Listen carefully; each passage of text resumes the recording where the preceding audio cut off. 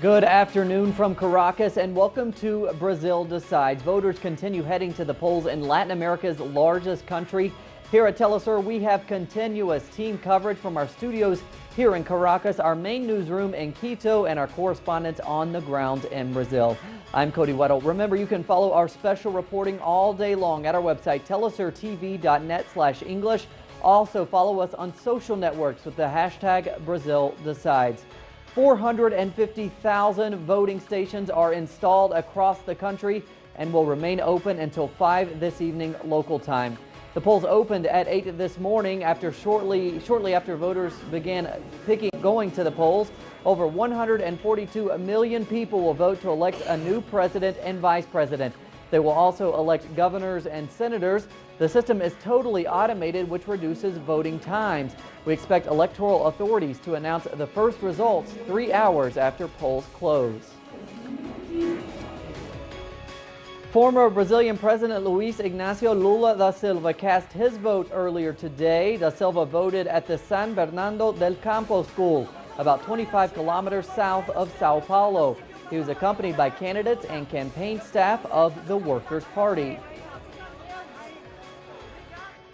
And let's take a look at the latest tweets from the main frontrunners in this race. Dilma Rousseff tweeted not too long ago that with these policies, we prepare Brazil for a new cycle of deeper changes, making them fixed policies. She also tweeted a little shortly before that, we took Brazil out of the UN hunger registers and millions of Brazilians are in universities. And you keep seeing that hashtag, which reads in English, Dilma for the win. The number 13 refers to her electoral number.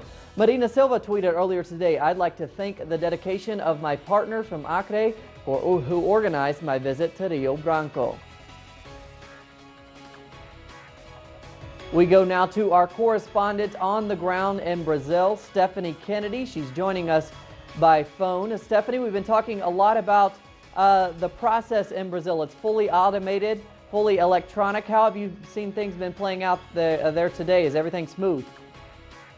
Hi, well, good afternoon, Cody. Yes, indeed, it has been an extremely smooth and peaceful day, considering the number of people who have been participating.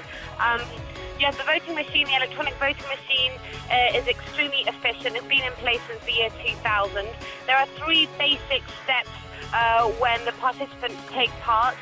There's the voter identification, secure voting and tallying, all that done on the same electronic machine. This is also the first election that Brazilians are testing out the biometric system.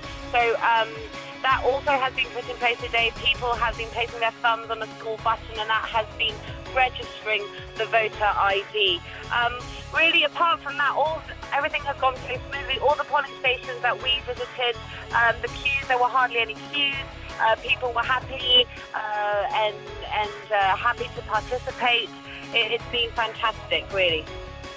And Stephanie, have you got a chance to talk to some voters? What's their mood? Are they fatigued by this long and dramatic campaign? Are they excited to head to the polls? What's the mood? Well, the general mood really is that this is very much part of their routine. I think it's because voting is obligatory here in Brazil and everybody has to go to vote who is above the years of 18 years old. It's just become now one of those things that Brazilians have to do every now and again. So they've just kind of taken it on as another duty they need to fulfill, and something that they enjoy doing that as well. I mean, a lot of people talk about how you really have to appreciate the fact that so many people are voting today because of the past of a military dictatorship.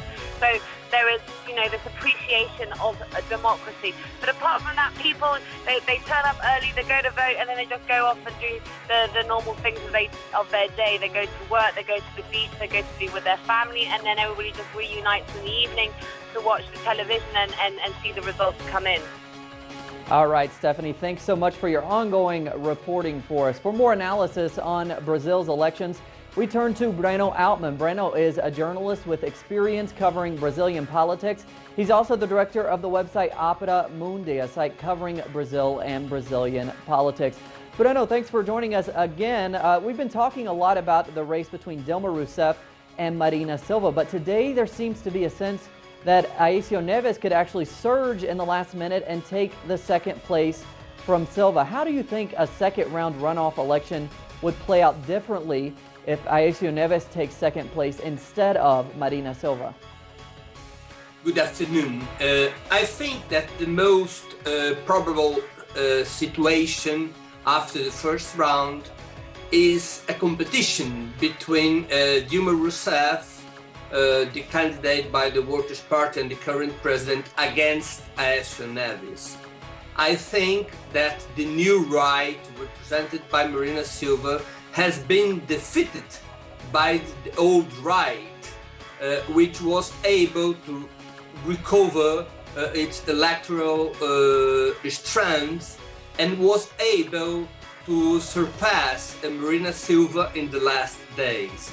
We're going to have a very strong electoral fight between two projects, one represented by the main leftist party in the country, which is the Workers' Party, and the other one, the neoliberal project represented by the Social Democrats, represented by Aécio Neves as its a candidate. I think that's the most probable situation, the most probable scenario after the first round.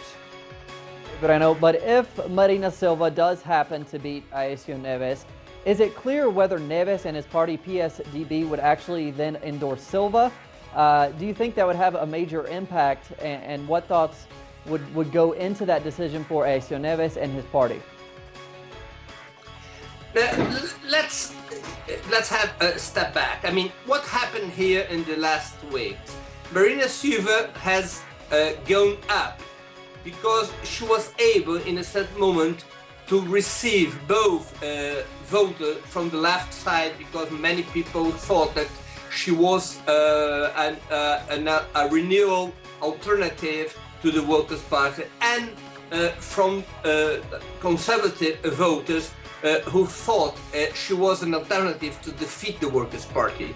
As far as the Workers' Party was able to criticize and to debate her program, the leftist voters went back to the Workers' Party, and the conservative voters have gone back to Aécio Neves. That's the situation we have right now. I mean, that's the reason she has gone down in this first round. Of course, now we have to see what was going to happen with her voter. Probably she's going to have around 20-22% of the whole the valid voters, and how these voters are going to act in the second round. I think the majority of these voters are going with Aécio Neves because they really will to defeat the Workers' Party. But some of these voters, 20 or 30% of these voters, are still people who do not want to go back to the rightist governments of the past. I mean, they really want changes in the Brazilian politics, and I think these 20-30% of Marina's voters are going to support Dilma Rousseff in the second round. That's the scenario I analyze.